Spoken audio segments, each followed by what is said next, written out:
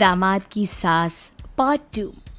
अब तक आपने सुना कि कावेरी जी अपनी तीनों बेटियों ईशा, मोहिनी और सुहाना की शादी 3 घर जमाई लड़कों के साथ करवा देती है। उन्हें लगता है कि ये लड़के शायद घर का कामकाज संभाल लेंगे, लेकिन उनके तीनों घर जमाई बहुत आलसी थे। वो नौकरी भी नहीं करते थे और बाहर का काम भी नहीं। कावेरी जी ने अपनी बेटियों से कहा कि वो प्रेगनेंसी का बहाना बनाकर अपने पतियों को सबक सिखाए। अब सुनिए आगे। मम्मी, आपने जैसा कहा था हमने वैसा ही किया, लेकिन देखिए ना, विवेक का हाल तो वैसा का वैसा ही है। घर में ना सुबह का नाश्ता बनता है और ना खाना।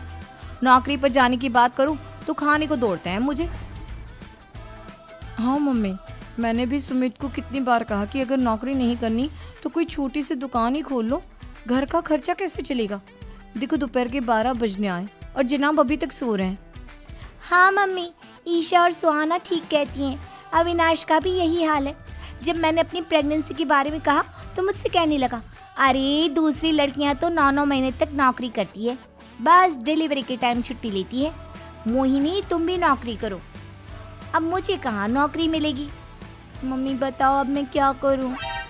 हे भगवान, क्या सोचकर घर जमाई दामाद लाई थी मैं कि मेरी बेटियां मेरे पास रहेंगी और खुश रहेंगी, लेकिन इन आलसी दामादों ने तो हमारी जिंदगी को भी प्रॉब्लम में डाल दिया है।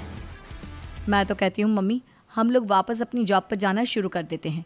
बता देते हैं इन लोगों को कि हमने प्रेगनेंसी का बहाना किया है। नहीं नहीं बेटा, ऐसी गलती भी मत करना। अगर तुमने ऐसा किया तो इन तीनों की आदत और ख़राब हो जाएगी। अरे आज नहीं तो कल कभी तो तुम प्रेग्नेंट होगी, तब वापस यही प्रॉब्लम आएगी। तब क्या करोगी तुम तीनों। हाँ मम्मी, आपकी बात तो बिल्कुल सही है।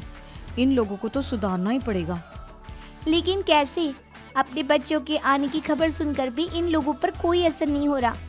पैसे कमाने के लिए घर से बाहर निकलना ही नहीं चाहते ये तीनों। अब मेरे दिमाग में एक प्लान आया है। तुम तीनों चिंता मत करो, उन तीनों को बुलाओ, फिर मैं बात करती हूँ। थोड़ी देर बाद कावेरी जी अपने तीनों दामादों को सामने बुलाकर अपनी बात कहना शुरू करती हैं। अविनाश, सुमित और विवेक, देखो बेटा, मैं ना तुम तीनों से बड़ा प्यार करती हूँ, इसीलिए तो तुम्हें घर जमाई बना कर रखा है मैंने। अरे मम्मी जी, सीधे सीधे कहिए ना, क्या बात है। प्यार तो हम भी आपको बहुत करते हैं। अरे मम्मी जी, आपकी इज्जत भी बहुत करते हैं। अरे भाई, आपके जैसी सास और कमाने वाली बीवी सबको मिलती है क्या? हाँ मम्मी, विवेक और सुमित ठीक कह रहे हैं। आपकी बेटी से शादी करके मेरी तो जिंदगी ही अच्छी हो गई है। जानती हूँ मैं, और ये भी जानती हूँ कि तुम तीनों अपने अपनी बीवियों से बहुत प्यार करते हो। बेटा, बात ऐसी है कि हमारे कुल गुरु ने कहा है कि प्रेग्नेंट होने के बाद मेरी तीनों बेटियां शुरू के 4 महीने हमारे गांव में जाकर रहेगी, जहां मेरे चाचा जी रहते हैं। अरे लेकिन क्यों मम्मी, गांव में जाकर रहने की क्या ज़रूरत है इन तीनों को? वो क्या है ना बेटा, हमारे परिवार को एक श्राप है। अगर मेरी बेटियों ने यहाँ पर बच्चा पैदा करने की कोशिश की तो उनके बच्चों को कुछ भी हो सकता है। इसलिए अब से लेकर 4 महीने पूरे होने तक इन्हें गांव वाले घर में रहना पड़ेगा। हाँ तो इसमें प्रॉब्लम क्या है मम्मी जी? हम भी वहाँ जाकर रहेंगे, पिकनिक मनाएंगे।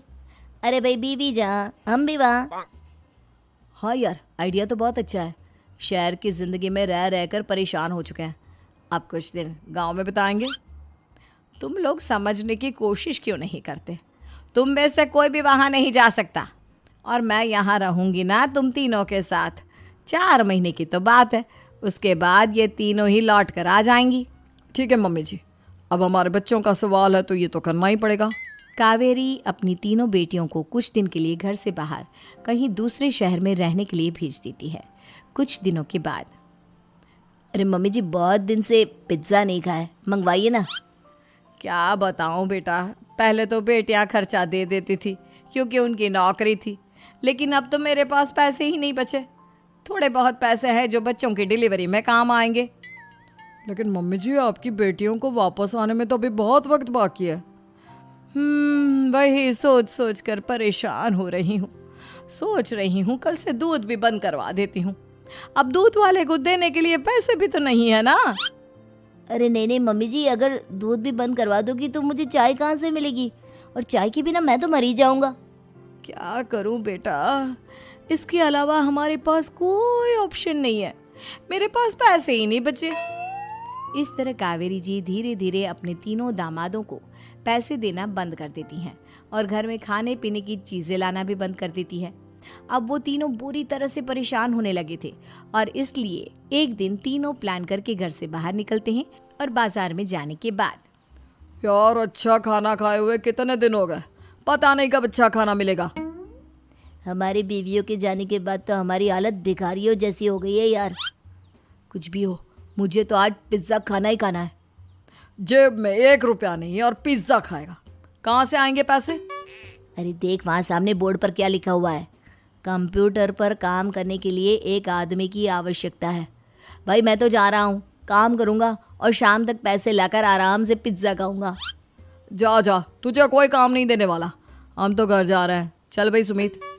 सुमित और अविनाश वहाँ से चले जाते हैं और विवेक उस कंप्यूटर शॉप पर सारा दिन काम करके 5,000 रुपये कमा कर घर लौट कर आता है और अपने खाने के लिए अच्छी अच्छी चीज़ें भी लेकर आता है। ये देखकर विवेक और सुमित के दिल में भी कुछ पैसे कमाने की इच्छा जागती है। अरे सुबह सुबह कहाँ चल दिए तुम? मम्मी जी एक बहुत अच्छी जगह मिली है, कंप्यूटर पर काम करने के 5,000 मिले थे कल मुझे। अगर रोज़ काम करूँगा तो पूरे 40,000 की तनख्वाह। अरे वाह, ये तो बहुत अच्छी बात है दामाद जी, आपको जाना ही चाहिए।